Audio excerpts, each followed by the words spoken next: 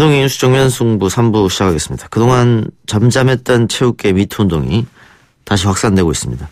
심석희 선수가 폭로한 조재범 전 코치의 성폭력에 이어 신유용 전 유도 선수도 성폭력 피해 사실 폭로하면서 성폭행 파문이 체육계 전체로 퍼져나가고 있는데요. 관련해서 전문가와 함께 이야기 나눠보겠습니다. 최근 대한체육회와 함께 체육계의 성폭력 실태를 조사한 이창훈 한남대 경찰학과 교수 연결합니다. 교수님. 네, 안녕하십니까. 예. 자, 체육계 성폭행 실태 조사를 하셨으니까 어떤 조사를 어떤 방식으로 하셨는지 좀 먼저 들어볼까요? 대한체육회에서 경련으로 2010년부터 조사를 계속 해왔는데요. 예. 2018년도 연장선상에서 진행이 됐습니다. 2018년 5월부터 12월경까지 진행이 됐고요. 국가대표 선수와 지도자는 전수조사를 했고, 일반 선수들과 지도자들은 인원이 많기 때문에, 모집단을 대표할 수 있는 방식으로 설계를 했고요. 그다음에 조사 방법은 설문조사인데, 집단 대면 설문, 우편 설문, 인터넷 설문 이렇게 방법을 활용을 했습니다. 예. 지난 8일날 2018년 스포츠 성폭력 실태 조사를 대한체육회가 발표를 했는데 네. 체육계 성폭력이 줄어들고 있다라고 했거든요. 예. 그런데 심석희 선수가 당일날 성폭행 당한 사실을 공개했고 이후에 신유용 선수도 밝혔습니다. 이런 네. 상황을 예상은 못하셨죠? 피해 사실에 대한 폭로는 예측할 방법이 없고요. 예. 우선 좀 주목하셔야 될 게, 예. 유명 선수들 피해가, 발표가 되면서 대한체육회 성폭력 비중이 더 늘어난다고 인식하시는 분들이 많은데요. 선수 한 명은, 실태조사에서 한 명으로 인식이 되지, 유명 선수라고 해서 더 많은 숫자로 인식되지 않습니다. 그래서, 예. 그 부분만 약간 오해를 안 하시면 예. 좋을 것 같고요. 예. 전반적으로는 감사하고 추세입니다. 예. 그런데 폭력이나 성폭력을 당한 선수 중에서 피해 사실을 밝히지 못하는 선수도 있을 것 같아요. 예, 아무래도 많이 있고요. 범죄학에서는 피해 사실을 보고하지 않는 경우를 암수범죄라고 하는데요. 예. 특별히 성폭력 범죄가 암수의 비율이 되게 큽니다. 스포츠 성폭력에서도 마찬가지로 암수 비율이 상당히 높은 편이라고 감안을 한다면 보고하지 않은 선수들이 꽤 있을 거라고 생각은 듭니다. 암수 비율이 스포츠계에서 높은 이유는 결국은 내가 폭로했을 때 되돌아오는 불이익 이런 걸 생각하는 건가요? 예, 질문이 약간 오해의 소지가 있는데요. 예. 스포츠계의 성폭력이 다른 일반 대중들 사이에서의 성폭력보다 암수 비율이 높다라고 판단하기는 어렵고요. 예. 오히려 제가 알기로는 더 낮게 나타나는 것으로 판단이 됩니다. 다만, 스포츠계에서, 성폭력 피해를 받고도, 보고를 하지 못하는 이유는, 일반적으로 성폭력 피해자들이 수치심 때문에 언급하지 않는 경우도 있지만 더불어, 선수들이 피해 사실을 보고를 했다가, 선수 생활을, 그만둬야 되는 그런 불이익이 두려워서, 신고를 혹은 보고를 하지 않는 것으로 조사가 됐습니다. 예. 조사 결과 선수들을 대상으로 한 성폭행의 대다수 가해자들이 지도자라고 나왔다면서요? 이것도 조금 더 그렇게 단순하게 말씀드리긴 조금 어렵고요. 예. 여자 선수들을 대상으로 한 성폭행의 다수 가해자는 지도자이지만, 남자 선수들에 대한 성폭행의 가해자는 지도자뿐만 아니라 동료 선수들이 포함이 되어 있습니다. 예. 그러면은 조사해 보셨을 때 남녀 성폭력 비율은 어느 정도 됩니까? 일반적으로 네. 여성들이 성폭력 피해가 많이 당할 거라고 느껴지는데. 국가대표만 놓고 봤을 때는 아무래도 여성 선수가 약간 더 높긴 하지만, 일반 선수들에게서는 남자 선수들이 피해가 조금 더 높게 나왔습니다. 오히려요? 예. 아까 2010년도부터 계속해서 조사를 해오셨다고 말씀하셨지 않습니까? 제가 계속 한 건 아니지만. 예. 그런데 2009년에 여자 프로농구단 감독이 선수를 성추행해서 큰 문제가 한번 됐었거든요. 네. 그러면서 대한체육회에서 앞으로 이 문제에 대해서 잘 들여다보고 고치겠다 이렇게 했는데 예, 예. 지금 줄어들었다고 하는 게 어떻게 상당 부분 퍼센트로 봤을 때는 줄어든 겁니까? 아니면 조금씩 줄어드는 거 가고 있는 겁니까? 이 퍼센테이지를 얼마를 상당 부분으로 할지 조금으로 볼지 그건 좀 예. 애매한데요. 예. 일단 추이를 지속적으로 지난 8년 가까이를 추적적으로 봤을 때 절반 이상 줄기는 줄었습니다. 절반 이상? 예, 예. 국가대표가 아닌 일반 선수들을 대상으로 한 성폭력도 문제가 좀 큽니까? 어떻습니까? 예, 제가 최근에 심석희 선수나 유도에서도 그런 사례가 있어서 되게 안타깝게 생각을 하는데요. 국가대표 선수들이, 유명 선수들이 피해를 받았을 때는 이렇게 대중이나 언론의 지지를 받을 수 있기 때문에 그나마 다행인데, 일반 선수들일 경우에는 피해 사실이 알려진다고 하더라도 언론이나 대중의 지지를 못 받는 것도 참 큰 문제점이라고 생각이 되는데, 그 상황에서 일반 선수들의 성폭력 피해 비율이 국가대표 선수보다 약간 더 높게 나옵니다. 예. 네, 그래서 사실 관리에 아니면 관심의 사각지대에 있는 선수들 피해가 더 높다는 것은 더 우려스러운 일이라고 생각이 됩니다. 그 일반 선수도 그렇고 국가대표 선수들도 그렇고요. 이 네. 성폭력과 일반 폭력이 같이 일어납니까? 어떻게 됩니까? 예, 조금 다른 양상을 보이는데요. 예. 폭력은 그 운동, 지도나 훈련 이런 상황에서 이제 나타나기도 하고, 아니면 공동생활 하는 가운데서 스트레스 표출의 하나의 일환으로 나타나기도 한 것으로 보입니다. 근데 대체로 폭력이 성폭력으로 무조건적으로 이어져서 나타나는 건 아니기 때문에, 단순히 체육계만의 아주 독특한 부정적인 하위 문화로서 성폭력이 발생하고 있다 이렇게 판단하기는 좀 어려운 것 같습니다.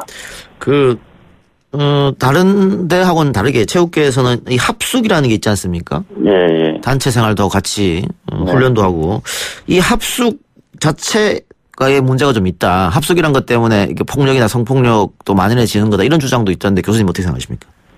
사실 그 연구 시작하기 전에 예. 그 이전 연구하고는 차별을 두기 위해서 그리고 또 합숙에 대한 문제점을 파악해 보기 위해서 실제로 합숙에 대한 조사를 진행을 했습니다.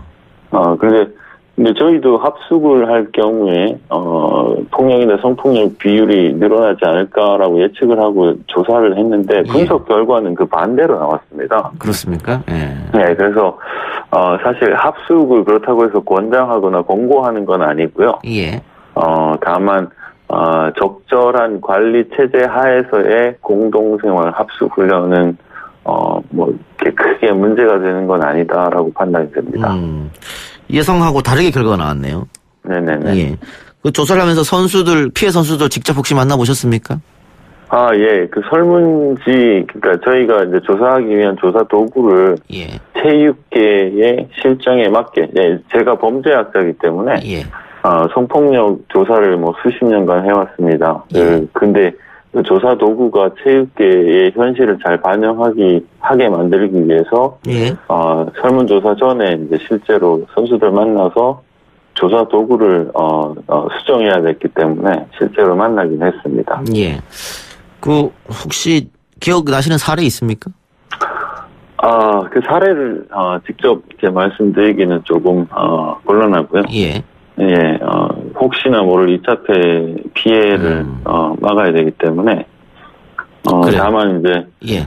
설문조사 내용 중에, 예. 그러니까 익명조사였기 때문에, 설문조사 내용 중에, 성폭력이 어떻게 일어났느냐, 이 경로에 대해서 이제 질문하는 게 있었는데요. 그런 부분에서 좀 안타까운 사례들이 좀 있었습니다. 있었습니까? 예. 예. 실태 조사를 하고 그러면 어쨌든 선수들이 보고를 하고 고발을 하고 이렇게 됐을 거 아니겠습니까? 네. 이 이후로는 그러면 어떻게 진행이 됩니까? 그 가해자에게 어떤 가해주고 이렇게 되는 거죠? 우선 말씀드릴 게 이거는 그 스포츠 폭력 및 성폭력 실태 조사 연구입니다. 학술 연구고요. 예. 학술 연구의 목적은 현황을 파악하는 거고 원인을 파악하는 것이지 예. 이걸 근거로 법적인 처벌을 하기 위한 수단으로 사용될 수는 없고요. 이건 연구윤리에 어긋나기 때문에 다만 연구조사에서 나타난 내용들을 이제 기반으로 어느 정도의 실태다라는 게 파악이 됐기 때문에 사실 그 조사 중간에 대한체육회 쪽이랑 저희가 논의를 해서 추후에 대한체육회가 어떠한 방식으로 어떻게 조사를 좀 더 심도 깊게 하면 좋은가에 대한 설계를 해보자라는 그런 합의는 있었습니다. 그럼 이번에는 그 조사하고 대한체육회 보고까지만 하는 그런 상황이었습니까? 예. 학술 연구기 때문에. 예, 알겠습니다. 자, 어쨌든 많이 들었다고는 합니다만은 체육계 폭행하고 성폭행 문제는 어제 오늘 일이 아닙니다. 교수님이 생각할 때 이 근절할 수 있는 방법이 있을까요? 우선 연구하면서 제일 제가 충격적으로 받아들였던 결과 중에 하나가 폭력이나 성폭력이 발생했을 때 자녀들에게 학부모들의 반응이 당연한 거다 혹은 성적을 위해서는 어쩔 수 없는 것이다 이렇게 반응하는 학부모들이 상당히 많이 있었습니다.